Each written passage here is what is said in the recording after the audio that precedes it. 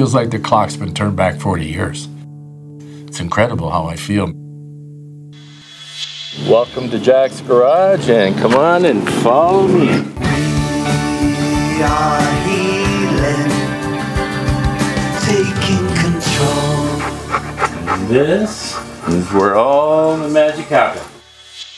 I have the pink paper, so I belong to the group that took the government to court. So this is when we won the right to grow, and we won the right to alter the state of our own medicine. You see, when I was making the cannabis oil to save my life, I risked going to jail for 10 years because I was processing cannabis oil. Then I found Criminal Code 262. You cannot stop me from saving my life, and you cannot stop me from helping to save the life of someone else. That's law.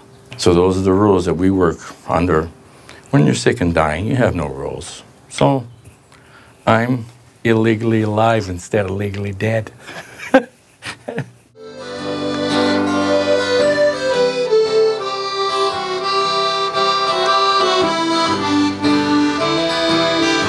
I was an electrician and a welder, and so then I went into work in the factory, and that's where my injury took place. I have bilateral carpal tunnel, bilateral outer nerve entrapment, 2 torn rotator cuffs, 2 torn bicep tendons. Snapped my leg up and then torn the meniscus tendon. The cartilage is gone. I was on OxyContin, I was on morphine, I was on the fentanyl patch. I chewed Tylenol number 4, 20, 30 of them a day, 800 milligrams of Celebrex, 2,000 milligrams of metformin. I was going on the needle for my diabetes. I was on 5 blood pressure medication. I was on medication because I was on medication. I was on cholesterol medication. By the time it was all done, I was on 22 medications.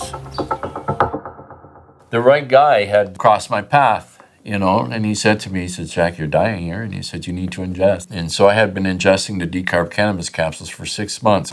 And that's just cannabis that's been decarboxylated at 240 degrees for 45 minutes. Now it's activated. We've taken it from THCA and switched it over to THC Delta 9. The THC Delta 9 is what cures. Now I don't even have an aspirin in my house. After I got off all the medications and everything, and I'm thinking everything is hunky-dory, but my back still felt like it was broken.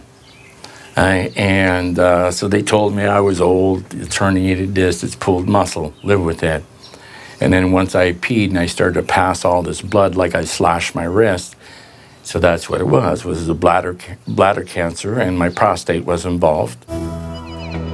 You're lost. You don't know what to do. They overwhelm you with, we're going to do this, we're going to do that, we're going to remove your bladder, you can have your bladder reconstructed, this. And that's when I had to get very serious, and I started to do my homework. It was me. It was the stress I was under. My life was still toxic, my marriage was toxic, my food was toxic, my friends were toxic. So I had to clean my plate. Once I cleaned my plate, here it is. It fixed everything. It fixed my diabetes, it fixed my blood pressure. It gave me the use of my upper girdle back. I went from a person that couldn't walk before. I walked 5-6 miles every single morning. Clear. Good boy, Jasper. Very fortunate to have a place like this to walk. There was no cats this morning. For a guy that couldn't walk, that's not too shabby.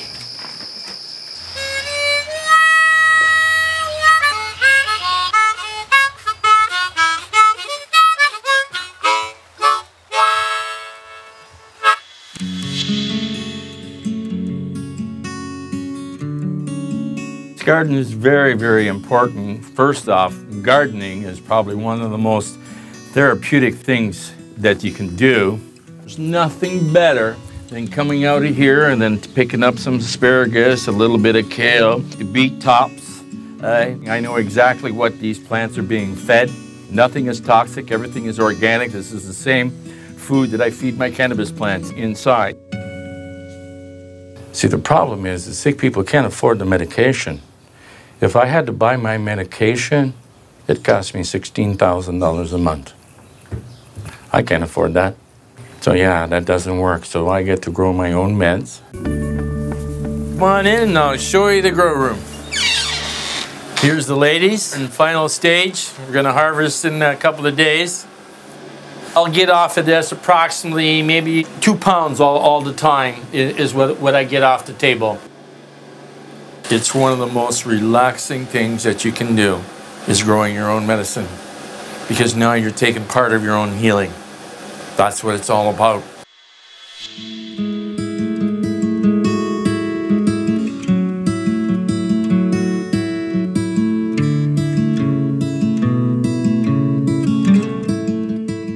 So the endocannabinoid system, I call it the master regulator of our bodily systems. My name's Dr. Ira Price. I've been practicing medicine since 2010. I am a Royal College specialist in emergency medicine with a fellowship in sports medicine and a special interest in chronic pain. And for the last decade, I've been practicing in the area of cannabinoid medicine. So the endocannabinoid system, it's made up of chemicals or neurotransmitters and receptors that those chemicals bind to. Same way you have dopamine in your system, you also have cannabis in your system. The same stuff that's in the plant exists in your body. And that's how the exogenous cannabinoids, or the cannabis that exists in the plant, that's how it interacts with the cannabinoids or the endocannabinoid system that exists within our body. So whether it was in breast milk or whether it was in your central nervous system, the endocannabinoid system is so robust. That's why it's called the master regulator of bodily function.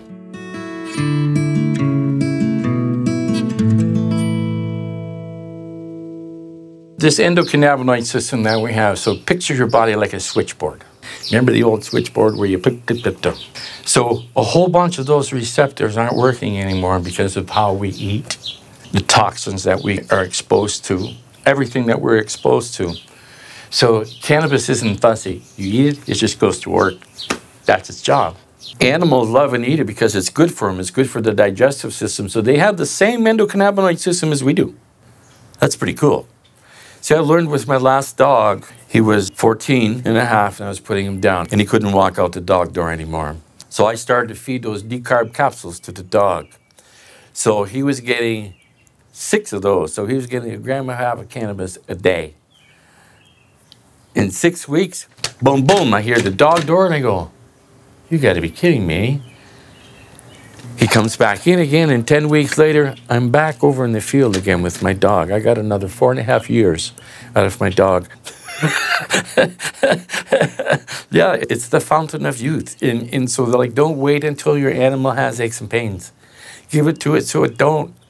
So I learned that right away, like with Bubba Ganoush there, the little Mancoon, so she's on it. The 21-year-old, yeah, they're all on it. Jasper's on it. THC is not hazardous to the animals. There's so much bad information out there. We use the THC just like for what I use for myself. If your animal has cancer, that's what we use. So don't fall for all the stories. The science is there. In the 60s, we have a doctor in Israel by the name of Dr. Meshulam, and eventually we're able to extract the chemical that causes one to get high, and that was called THC. This led to more research. That's when we started learning that we have a CB1 receptor and we have a CB2 receptor, and we have these lipid-based or fat-based molecules that act as neurotransmitters in our own body that imitate exactly what's in the plant, and that's where the endocannabinoid system started to develop. So we're on such a new frontier right now. I think over time, what we're going to find is that we revolutionize the way medicine is practiced by understanding more thoroughly how the systems interact with each other. Cannabis is the most important food on the planet. Cannabinoids come from the cannabis plant and breast milk. So we're hardwired for this. It's the only thing that we're hardwired for. We're a cannabis factory. I'm not an OxyContin factory. I'm not a Percocet factory. I'm not a blood pressure medication factory. I'm a cannabis factory. When people ask me, like, should I do the chemo? I said, that's your choice. Have you educated yourself on it? Well, no, I didn't. And I goes, really? So I says, you're just going to blindly do what the guy in the white coat says. You see, the way they do it is very hard on the immune system. The way we do it is, your immune system is what got you there. So we just address the immune system. That's what got you there. That's what needs to be fixed. And it makes it very easy when you know what's going into your pie hole, because that's where your immune system is, between your pie hole and your butthole. That's where it is, right there. You see, cancer loves an acidic environment. That's what it loves. So we have to change that. Come on to my fridge. It's a healthy fridge. My fruits and veggies, and so here, it's what I drink is almond milk. Here's the coconut water. So I have apples, I have some cherries, cauliflower. I was a meat eater, and now I don't understand why I ever did eat meat. When you eat your vegetables here, it's one of the healthiest things that you can do. This asparagus soup that I'm making takes you from one end of the alkalinity scale to the other end of the alkalinity scale. That's why your urine smells as soon as you eat asparagus. So it's very, very, very, very healthy for you. I can honestly tell you the food that I've been cooking in the last 9 years is strictly vegetarian. Is probably the most delicious food I've ever ate in my life. For myself, it's like the clock's been turned back 50 years. All because I went home and I ate my fruits and vegetables and I shoved cannabis in every hole that I had. That's what I did to save my life, and that's pretty much how we treat all sickness. Altogether, I think Jack is recommending something that is ideal. Is it practical? As long as somebody can obtain it and sustain it on a long-term basis, I think it's great. My smoothies, that's probably one of the most important meals of the day. It consists of all my veggies in the fridge, and the supplements that go in it is ginger, hawthorn, ginseng, alfalfa powder, Ceylon cinnamon, turmeric and black pepper, pineapple core, apple fiber, and it's a complete meal in itself. I look at my food like this. Your food is your medicine, and your medicine is your food. That's how it works. You ate yourself sick, you have to eat yourself healthy. Methionine is what cancer feeds on. Methionine is in our foods, and so we need that. So in fruits, nuts, vegetables, and beans, the number is 80. So anything over and above that now is detrimental to our health when we have cancer. Eggs is 240, chicken is 480, and fish is almost 700 off the charts. So that feeds cancer directly. So cut off the food supply, use cannabis, goes and shuts off the light switch, and now we have apoptosis of the cancer.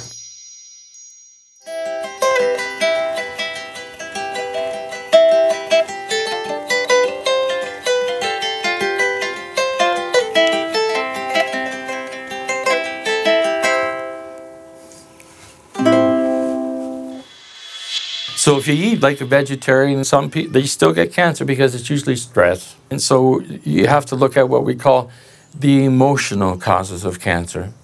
And for me, it was being raped by my uncle when I was a little boy, and then keeping all that in, and then living across the street from the house where it happened for the last 34 years. Yeah, so there's a lot of stuff that you have to deal with. To deal with that, I had quantum hypnosis done. The object of the game was to take the pain of the little boy and help Jacob heal. And it was that simple. And this is what allows me to talk about it. Yeah. So the biggest thing is people can't face themselves. If you got a lot of baggage, it has to be dealt with. And it wasn't easy. And trust me, it wasn't easy. I mean, I don't wish this journey on anybody. So the biggest thing is proper frame of mind. Sorry. I won the lottery. I'm still alive. You know, I can't explain it.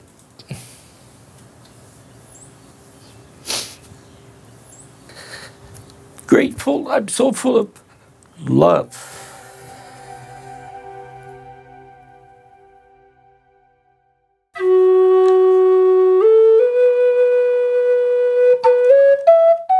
I had given up many things, and I gravitated to the music because the music makes me happy. I play to my animals, I play to my plants. Music is a very important part of the healing journey. Half my band are medicinal cannabis users, and they all have miracle stories. Jack's Garage, when we go and play, the money that we get paid, we put it into a kitty, and we help sick people with it. I deal with people in England, Australia, Africa, South America, Costa Rica, Taiwan, Cambodia, Israel, everywhere. I'm a guy in a garage, and I've done my homework. You know, it's like this. You got a pretty good chance if you cross my path. Hey, so we've got a lot of success stories.